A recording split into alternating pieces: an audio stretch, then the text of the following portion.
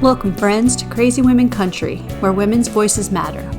We bring you the greatest female voices in the music industry, from the artists, songwriters, and producers, to managers and executives, and all the women who make the music industry what it is today. Thank you for joining us.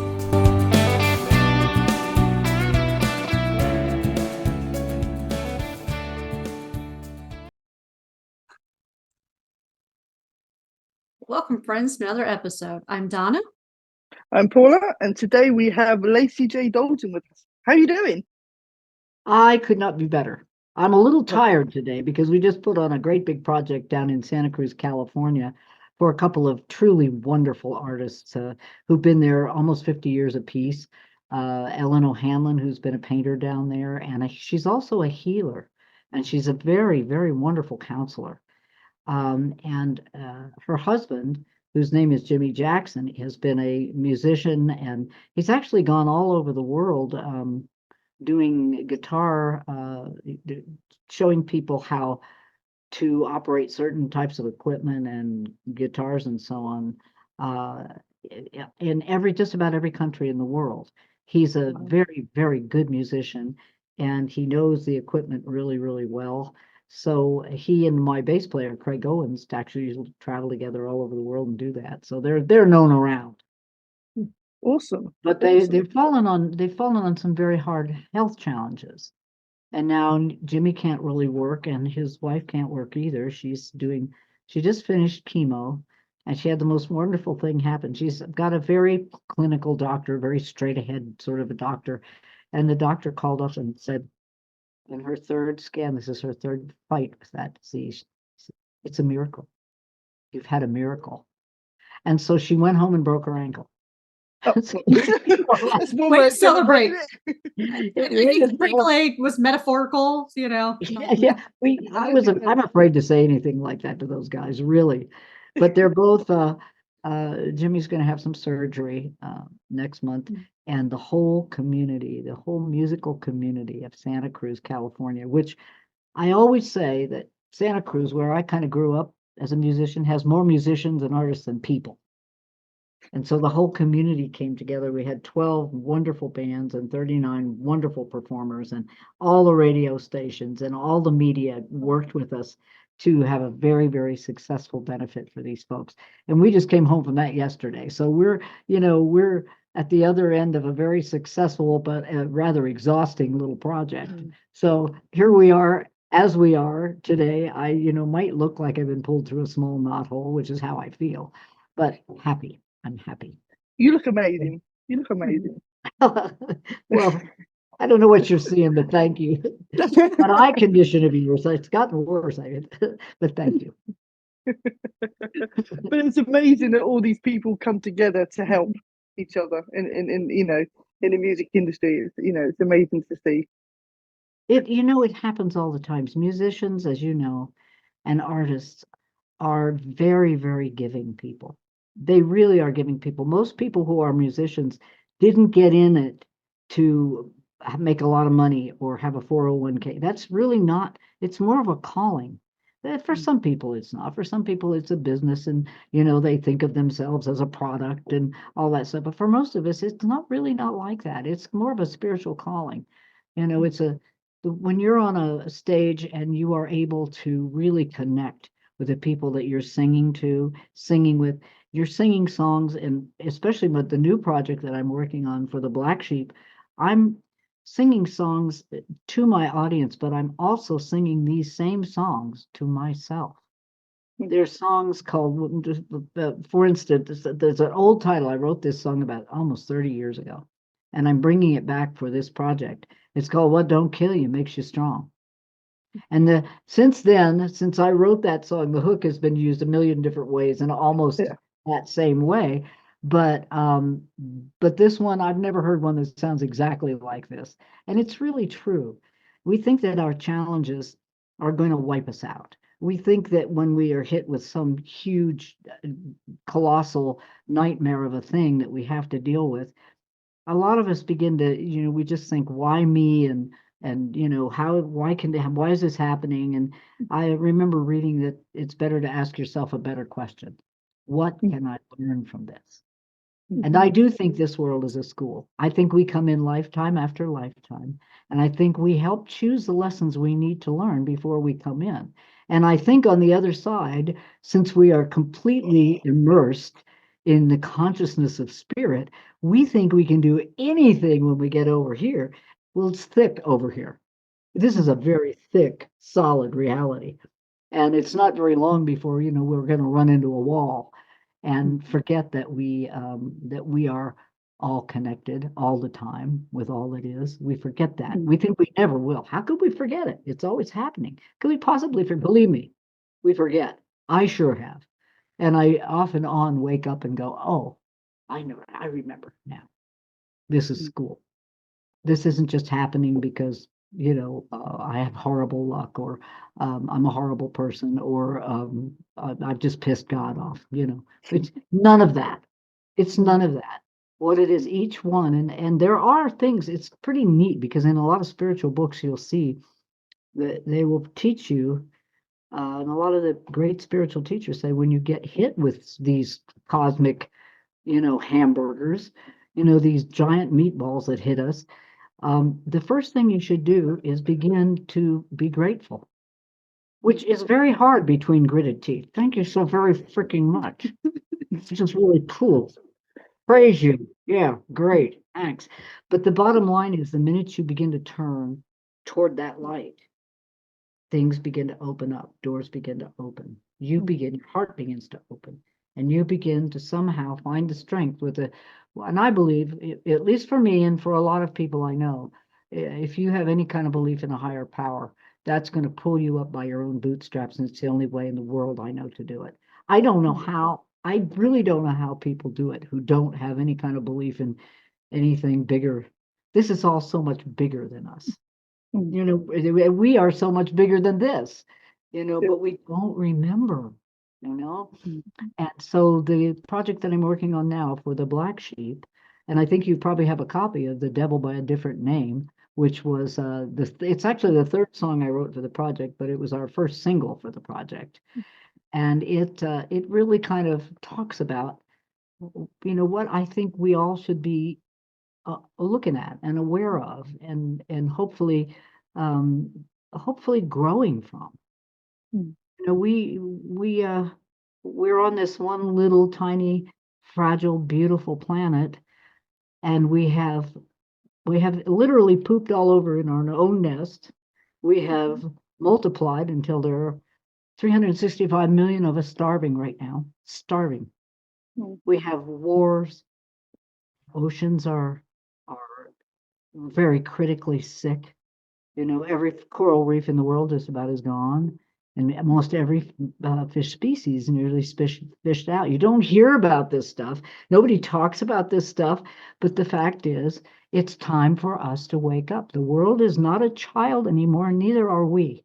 And I'm concerned, and I don't know how much time we have to really get a grip on this.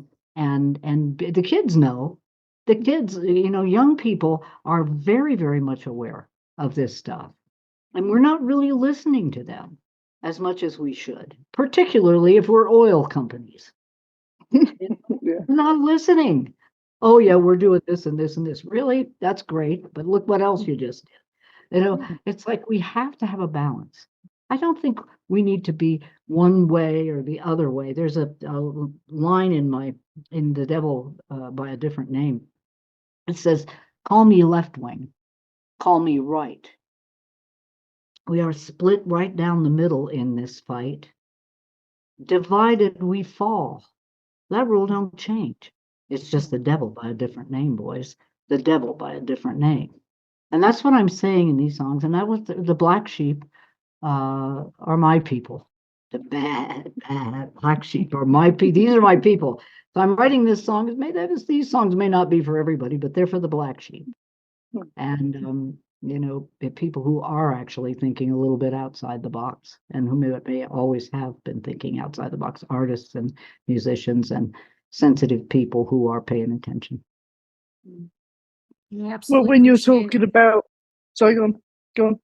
No, go ahead. I was just saying, I absolutely appreciate that. And that's the one thing that I loved about The Devil with the different name, because it did split that out and just, your songs anymore have just that core of, even when we went back to talking about the Texas Taliban song, it's the same thing in Did you different guys areas, play right? that?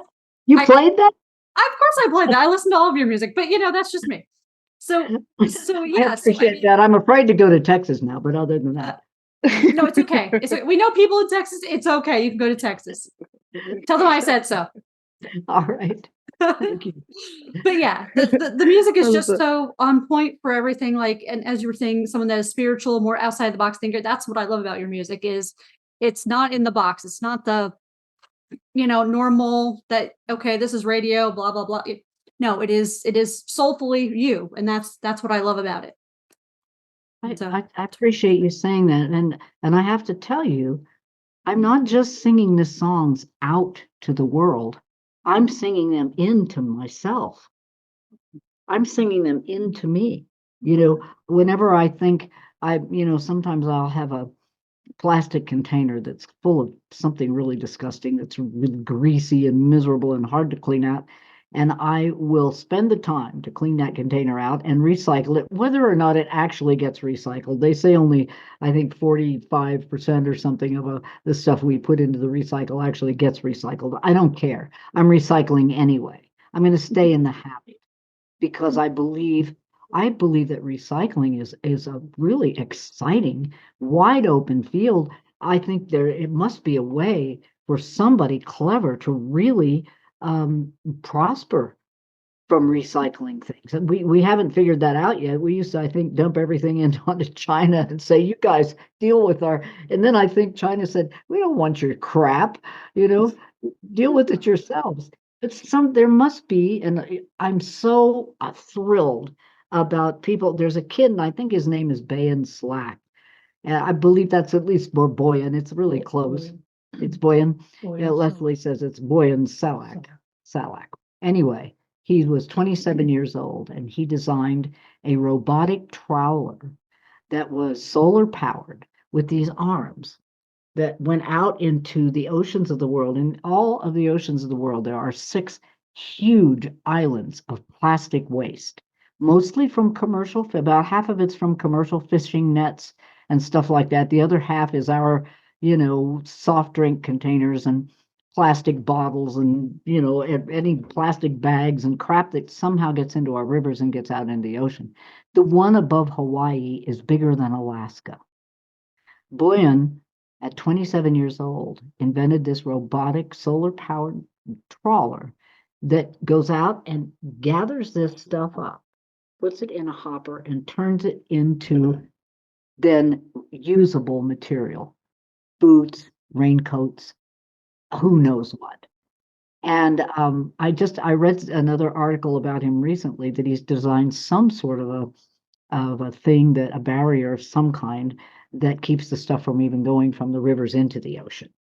So this young person, this is the stuff that gives me hope. And it makes my heart glad to know that even though these abominations are existing in our world, there are people who are, and I believe even in this extreme time when most scientists say we're over the edge and it's too late, I still believe that that the human beings are endlessly inventive and creative. And, with the strength of our higher power, I believe we can find ways to solve these huge problems in the world.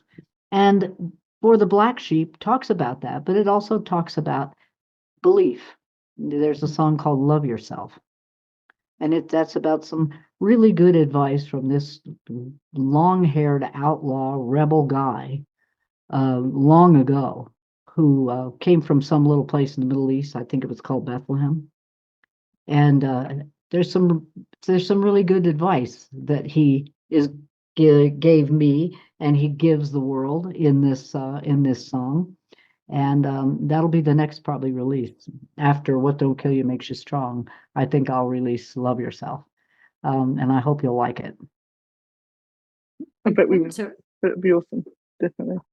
They do say though that the worst vice is advice. So I have to be careful not to, not to be preaching, but I tell you, my road back to the belief that I have in a higher power, I started in Bloomsburg, Pennsylvania, evangelical Christian church. And very young, I realized that something, and some people found what they were looking for there, but I didn't.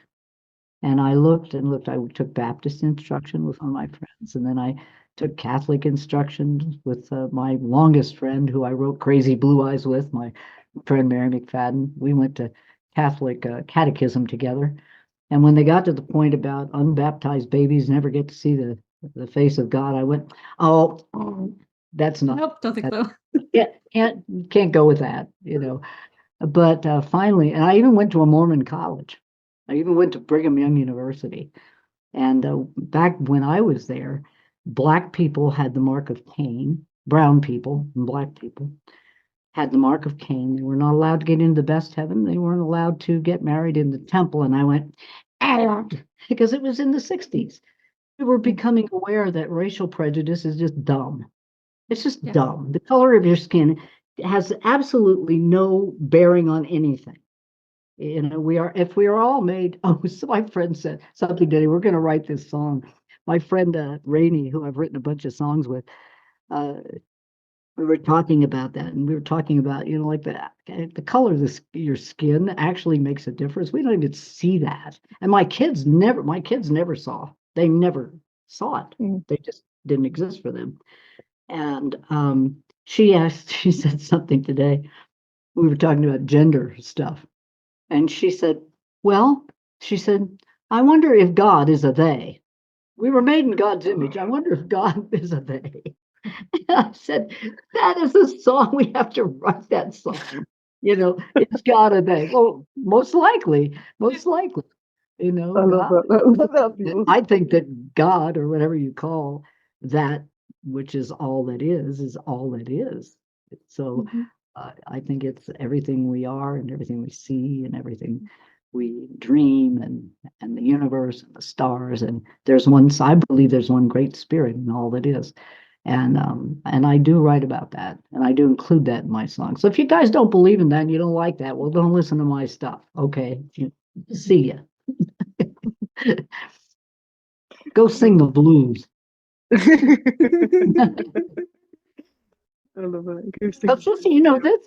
This it really is. I don't know what to compare it to, but this world is not an easy place to live in. The challenges are huge for people. Look what's happening in Ukraine. Look what's happening in Israel and Gaza. What absolutely heartbreaking realities right now. And again, the 365 million people in the world. Here we are, billionaires are doing all kinds of stuff with their billions and millions of dollars when 365 million people on this planet are starving to death. I'm sorry. Wake up. Ridiculous. How do you think you got where you are without the people who supported you? And I just think it's insane that 26 people have almost all of the money in the world. Okay, one of you 26, if you see this broadcast, will you please call a couple of your friends and meet some people? Yeah. If they shared that, I'm gonna have to be careful while I say the F word. Yeah, I said that earlier today. I was like, But speaking of that, Taylor Swift on her most recent tour, I was so happy. We were up in Washington when she was there.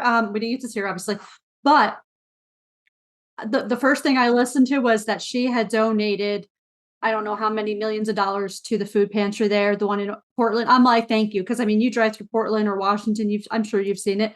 There are tent camps along 5 on going into Portland. I mean, you can't miss it if you've driven any of those roads. But it was so awesome. Well, no, I know there's a lot more. That was my example. But I love your example, and I love Taylor Swift. I think Taylor Swift is a planetary healer. I think she came here to do that, to help with that. That's who I think she really is. I really, truly believe that.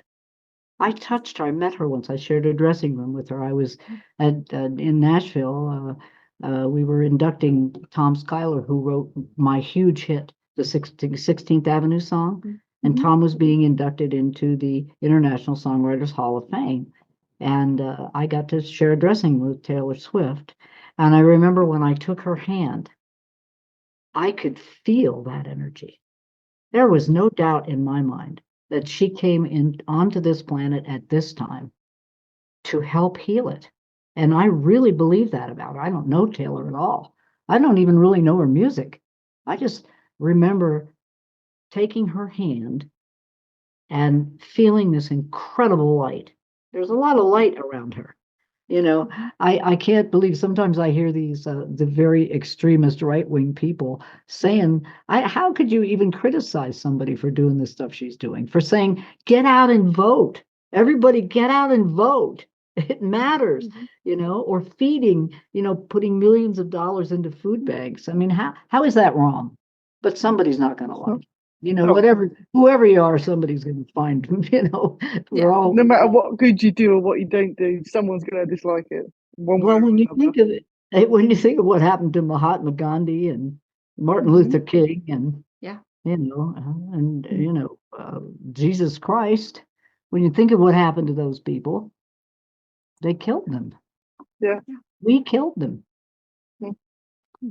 and when I hear people criticize people like Taylor Swift for doing the good that she's doing, I just think we got a long way to go, people, but maybe a short time to get there. Time to wake Mm. up, Earth. Yeah. Time to wake up, people of Earth. It's time to wake up, Lacy J Dalton. Time to wake up. Yeah, definitely. Definitely. You need to wake up. Really. So would you like to totally change gears and answer crazy, silly questions that have no real rhyme or reason just because they're silly and fun? You know what? I think that would be a fabulous thing to do. Don't ask me any hard ones, though. I might not. Okay, if it's too hard, you can say pass, and I think we have enough We'll here that find- we can, I think we have enough to get through here. It's the crazy, crazy women's music show, right? Of course It is, Yes. exactly. You are my people. The crazier the better. That's the one. I love it. Okay, so what is your favorite type of transport? Well, besides riding a horse, Horse is good.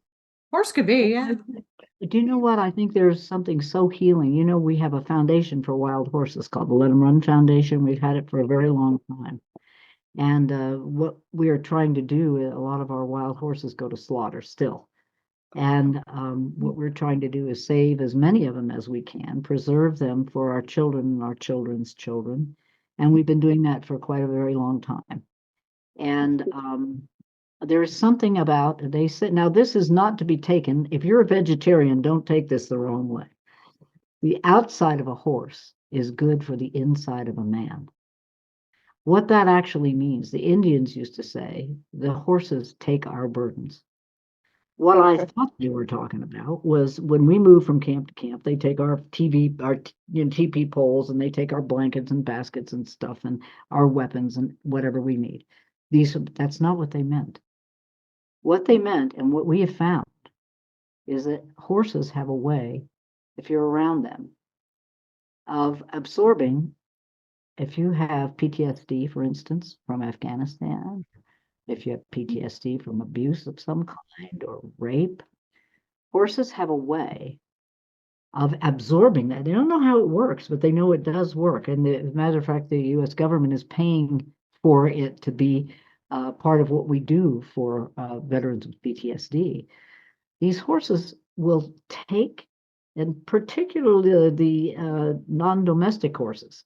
Domestic horses do it, but wild horses do it as well and better. They will absorb somehow the negativity of the PTSD or the abuse or whatever. And then they'll go over and, like they're shaking off water, they'll shake it off. But people get really powerful, strong, and very quick healings from being around the equine people, the people, horse people.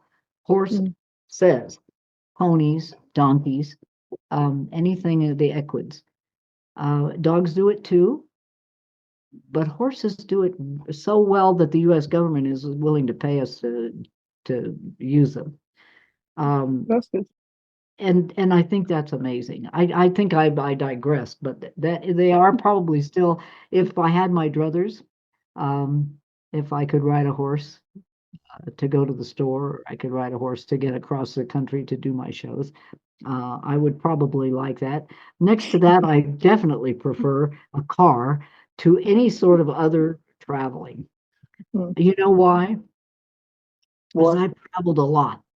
And when I was 46 years old, which was a long time ago, I had 1 million miles on one of the 4 airlines that I flew, and I'm over it.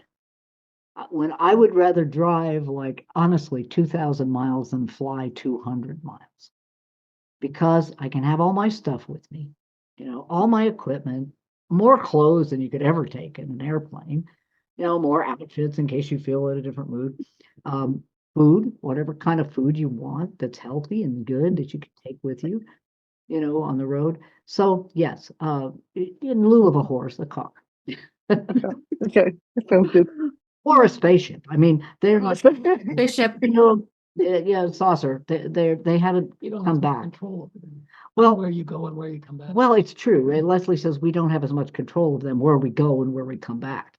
And the mothership hasn't come back yet, so I don't know what I don't know what Don't know where time is that's different for them. Absolutely. Hmm. Oh, if you had a pet parrot, what would you teach it to say? Hmm. Hmm. Should I get the sensors ready? No. Just teasing.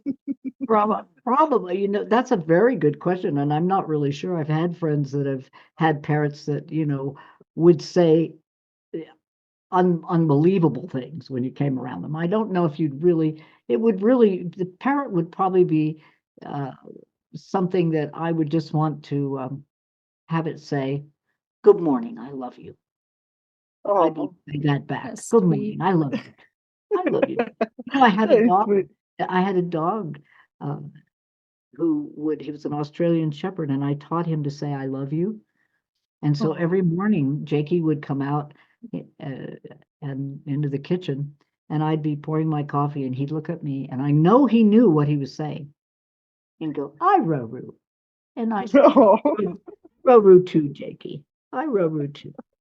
that is awesome. I love that. It's the absolute truth. I wish I had a recording so I could absolutely prove it to you. But there are dogs that are. Oh yeah, you Australian Shepherds are just really, really smart. They're like little people, kind of. That's cool. If you're having a bad day, what is your go-to TV show or film? Well, that's probably not where I'd go. I Okay. probably wouldn't go. I probably wouldn't go. But if I did go to something, I'd probably go and watch some kind of historical thing on Netflix. If I did go there, that's did go probably not what I would do. If I'm having a bad day, I would probably prefer to read something that Okay. would kind of put me back on track. It's real easy in this world to get off track and to lose connection with spirit. So sometimes just getting quiet and breathing a little bit. I'm terrible at meditation. Hmm. Not my strong suit, but sometimes if I can read a little bit from someone who I respect that way, it can really put me back on the path, and that's what I do. But thank you for That the sounds question. good. Okay, cool. Okay. Which way should the toilet paper hang? Should it hang over or under? Now, I will tell you that many people believe that it should hang over. They think that is the way. There's only one way. I don't particularly care. I'm just glad if there's some left. Okay. That is the best answer. I love that. That is the best answer. I like that answer. And we can even be sitting on the shelf. Okay. That's really fun. As long as it's nearby. Got it. As long as You it's can close reach by. it. Arms reach, you're right, yeah. That's funny. That's a funny question. I love that. If you could write with anyone, dead or alive, who would it be? Dead or alive? Well, my favorite songwriter of all time, forever, is Chris Christopherson. My very favorite. But I think he writes pretty damn well all by himself. I did get to write with Guy Clark, which was really wonderful. And Guy is probably my second. I know so many wonderful songwriters. Right now, there's a guy I like very, very much named Bobby Tomberlin, and I'm hoping to write with him soon. So in real life. But those are my heroes, Guy Clark and Chris Christopherson, I think, write closer to the bone than most writers do, and they write about things that I care about. I don't care about shooby doo wah as much as I care about why me, Lord. Yeah. Awesome. I sound so serious. Am I this serious?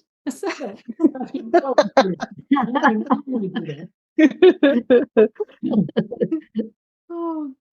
Okay, so These are if you were great elected, questions. they're fun, aren't they? Yes, they're good. They were good. Well, if you were elected ruler of the world, who would you hire as your top advisor?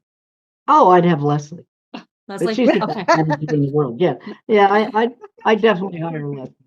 That was quick answer. That was very quick. Okay. Well, she is my adult nanny. And she is my auxiliary brain. At this point, there's a little dementia creeping in here and there, and it's really nice to have an auxiliary brain handy who remembers people's names, things like that. That's We really walk good. around, I know who that is. Like, I don't know his name, I don't want to hurt his feelings, and I'm not going to remember the name, and who the hell is that? Really knows. Not always, but most of the time. Which artist would you love to do a duet with? I'm sorry. Which artist would you like to do a duet with? Oh, well, well, probably Chris Christopherson. Okay. Who wouldn't, right? What's Chris that? Christopherson. I said, who wouldn't with Chris Christopherson? Well, I mean, I think most anybody would. He is such. It's just he's so consistently excellent in his writing, just so consistent and so important. The things he said. It's not light stuff. Although I did hear a song years ago that he wrote called "Nobody Loves Anybody Anymore, Dear." oh. Tell us, what is the strangest thing in your fridge? Wow. Maybe the stuff that grows in between.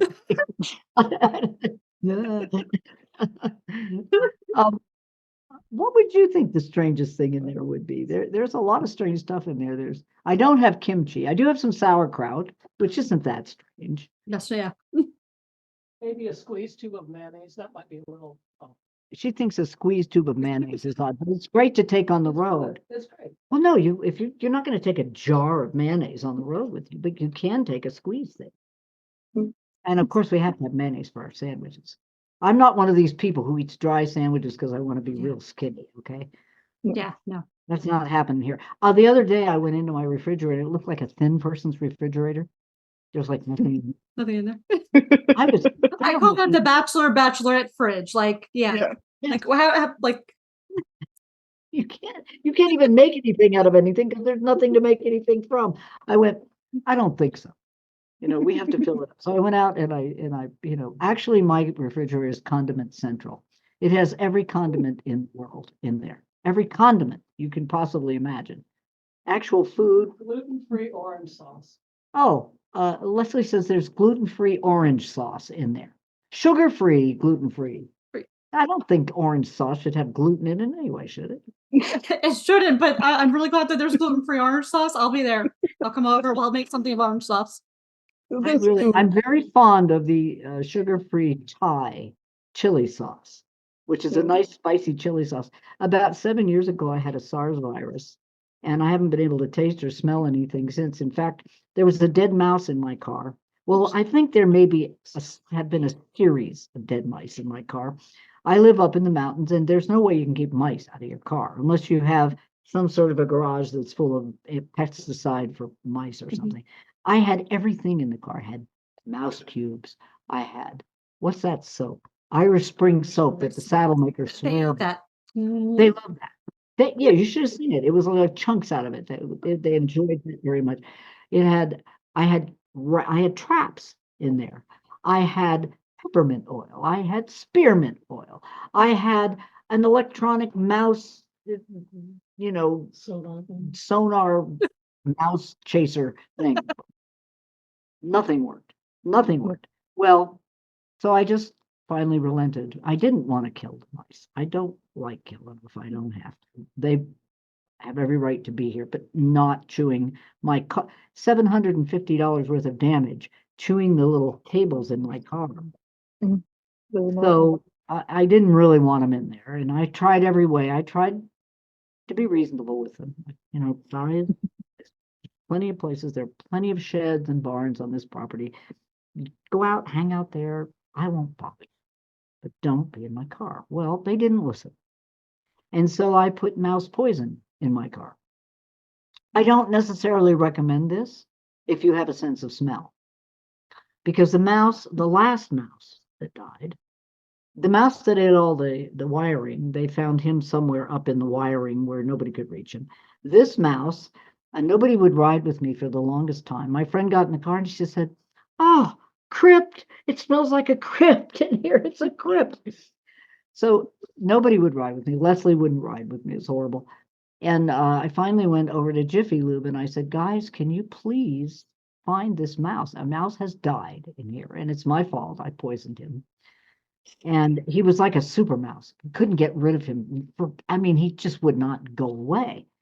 Well, somehow before he perished, he crawled way, way up into the air conditioning system, which was, they tried for an hour and a half at Chippy Lou. These guys were so nice. And they were like, "Oh, God, oh, the smell." Meanwhile, I'm driving all over the world in this car, and I have no idea that there's any mouse smell in it at all. I'm fine because I can't smell it. But apparently the mouse was in an inaccessible place. And so he's still in there deteriorating. I don't know if anybody else can smell him because nobody will ride with me now because they know that my car smells like an open grave. Oh my God. That's just hilarious. That's time and again when you live up in the mountains, you live up here in the indoor camping experience where I live, there are things that you learn to deal with in a mountain girl kind of way. Now, a club would have been nice. If I could have found the mouse, I would have clubbed him to death, but I couldn't. That's funny. I'm not a violent person, but there's only so much. You cross that line, Yeah, totally. Okay, if you owned a bar, what would you call it? If I what? If you owned a bar, what would you call it? You had your own tavern, what would you call Oh, it? if I had my own, I know exactly what I'd call it. I wrote a song about it, and I never finished the song, but I would call it the Blue Lizard Bar. And outside, there'd be this blue lizard. He'd be aqua. He'd be a pale aqua. He would be a little bit lighter than this color.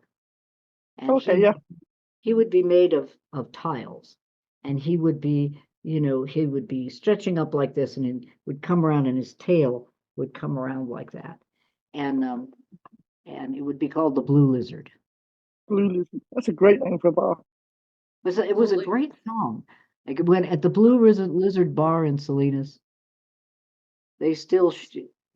people still shoot pool for beer, and the fat old paisan at the bar there has run the Blue Lizard for years, and they still have the world's greatest nachos. The salsa will cost you, but the sour cream's free. At the Blue Lizard Bar in Salinas, the only thing missing is me. At the Blue Lizard Bar in Salinas. Kind of. I think you need to finish that one. I think I need to open a bar. It's that bar. There you go. It's even better. Totally. Absolutely. My own So- pub.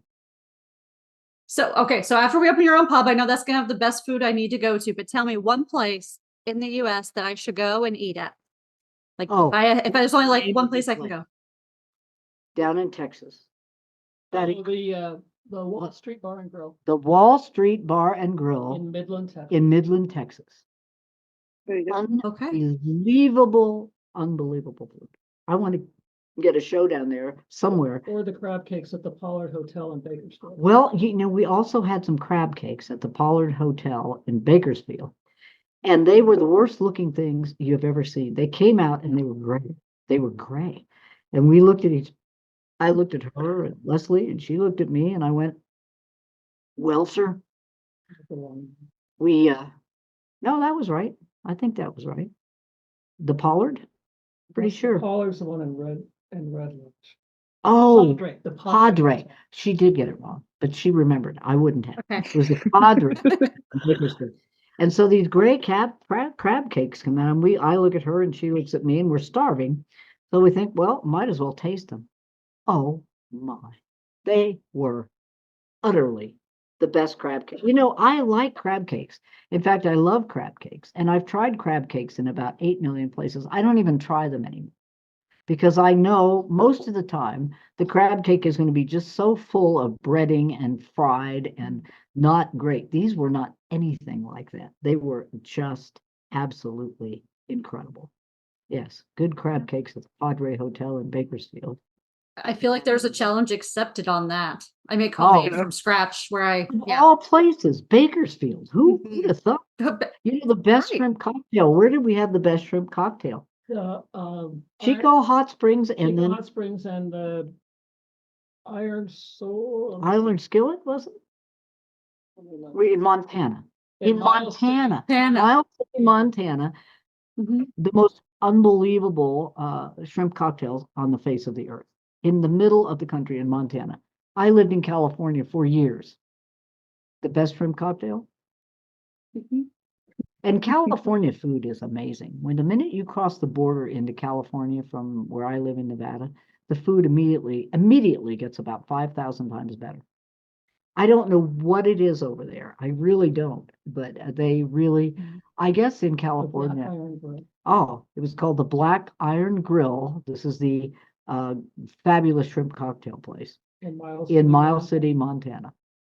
And also Chico Hot Springs had a really in Montana, which, by the way, if you ever want to go on a vacation, that is the most wonderful place in the world. It's in the Paradise Valley in Montana, and the mountains are very beautiful and high all around, and you can go horseback riding out over the beautiful landscape, or you can go on a float trip. And the food in the restaurant, we booked our rooms there like you have to book the restaurant months in advance, even if you're staying there, because it's that the food is that good at that place. Everything's organic. They have a wonderful organic garden full of beautiful flowers. It's the most beautiful place. And there's a big old hot spring there, big old tub you can hang out in with other people. And if you like to do that, and I did, it was wonderful. And a big giant swimming pool and all kinds of hiking trails. And it's just beautiful. It's really Chico Hot Springs. And what do you know what the town that is? Right. Oh, how do you know these things? Pray, Pray, Montana, in Pray, Montana. Not too far from Livingston, not too far from Yellowstone Park. So if you're on your way to Yellowstone from You can Livingston, go to. There you go. good place Yeah, I to think I spend- may have You've been been near there? that area because we spent a lot of time in Livingston, so I'm wondering now. I'm gonna have to go look back at some right of my up the stuff. road. Yeah, probably. It's only about 40 minutes south. It's right on the way to the park. And Then yeah, I guarantee we stopped at a lot of little places and different things, and yeah, I will have to next Even time we the go through that food- way. I'll have to double check. But yeah, you must go in, and even the food in the bar is absolutely wonderful. It's just wonderful. We play there sometimes. Okay. Last question. Is that right? Got the right numbers there? Yeah. Yep. Make sure I've written them down properly. If you were an animal, what would you be? Well, since I think dogs are the best people on earth, I think I'd probably want to be a dog. And I'd want to be my dog. I like that. She's gonna pick her owner. I love it. Oh, Jessie was scratching me. oh, Jessie, want to come say hi? This is Jessie. It's Jessie. well, Yep. she's adorable. What is she? She is a mix of short and long hair Chihuahua. She's big for a Chihuahua, isn't she? A little bit. I mean, she's not a teacup, so regular Chihuahuas. She has a little extra weight here from someone helping to give her treats and biscuits, right? Yeah. My dogs, of course, are completely lean. You know, they're in perfect physical condition. Yes, so yeah, they look like small city buses. My sister says they look like small city buses walking through my house. She says, why are your dogs so fat? Everybody says dogs are fat. My dogs live longer than anybody's dogs, and they may be fat, but they're happy. But that's why you want to be one of your dogs. But that's why I want to be Yes. one of them. Yeah, Just enjoy and eat. Yeah. that is the main reason. Because nobody fed goes well. hungry in my house, and nobody has wrinkles. I have all these fabulous lamps that are made from. Can you get that lamp over? Will it stretch over here? They have this these wonderful shit. I think it's plugged in down there by that pan. We're going to show you one of these lamps. It's not going to be turned on when we show it to you. But you put an amber bulb in these, and if you're 106 like me, you can still look like a human. I want to. See, they have this wonderful. I forget what they call this stuff, but when you have an amber bulb in a lamp like this, nobody in your house has wrinkles. Everybody wants to come to your house. Okay, that's what we need. You want to keep Yep. people away. Don't turn on the lamps. Keep the lamps off. Keep everybody away. I love that. So you guys had a question? That was our crazy questions. Yeah. That was our our crazy segment, question. So Is it? yeah. Well, I love Jessie. Oh, say Jessie, thank cool. you. Say And I think if we get nearby, you can come say hi and hold me and pet me. I think she should be on camera more. She should. Who could not love that face? Oh wait, she wants to go. Oh, Now she's like, gonna go, Mom. See you later.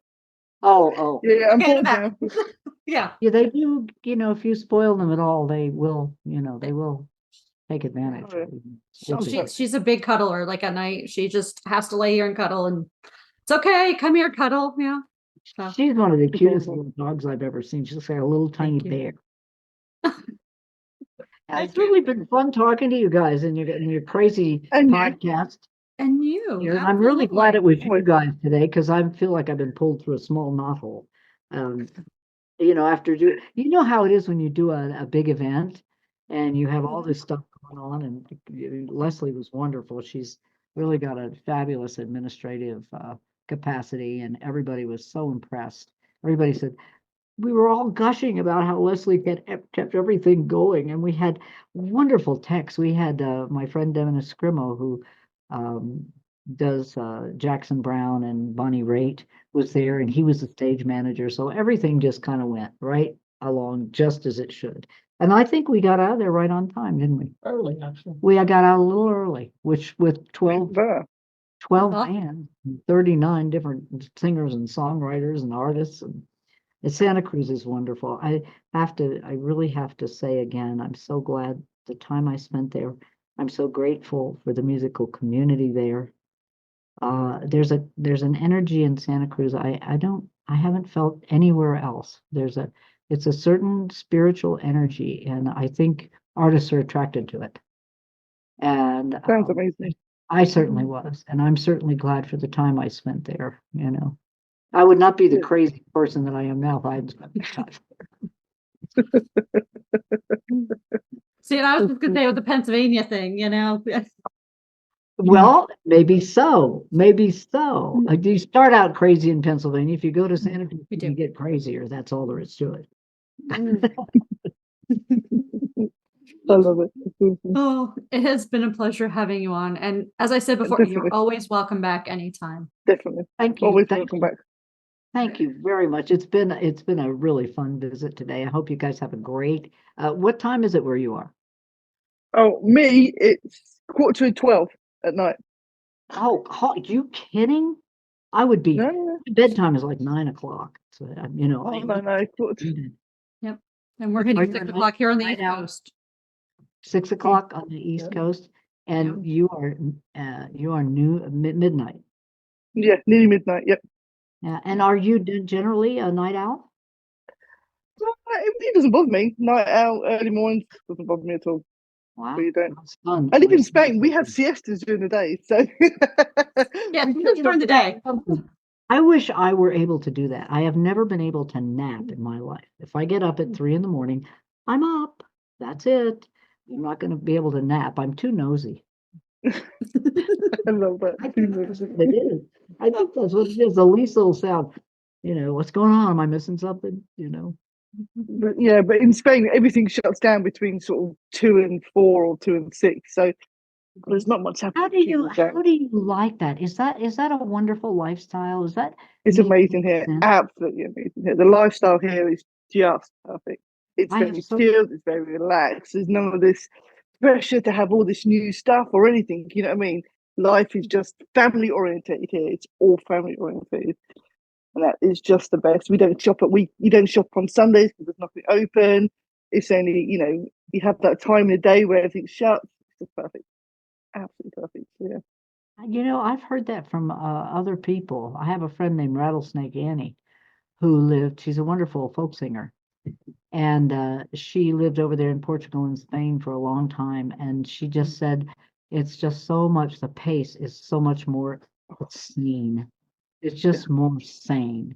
Life is more It's human. beautiful and enjoyable because there's just people take time to visit, be with one another, take long, long dinners late at night, long dinners.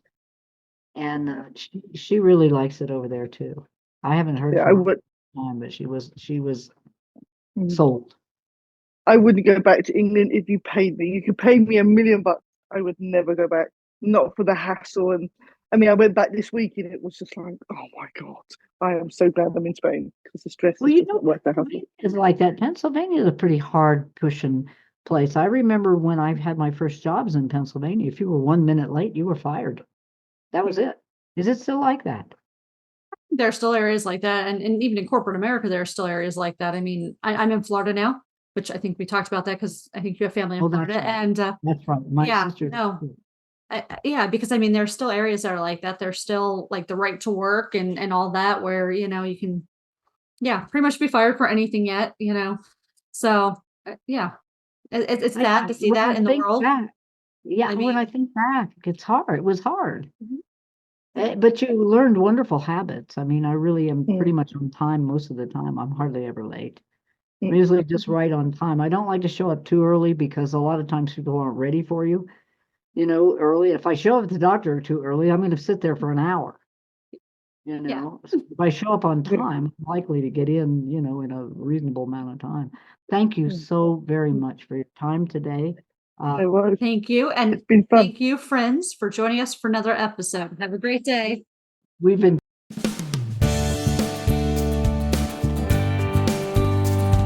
If you enjoyed today's episode of Crazy Women Country, don't forget to give us a thumbs up. Be sure to click the subscribe button for new interviews weekly. And thank you, friends, for joining us today on Crazy Women Country, where women's voices matter.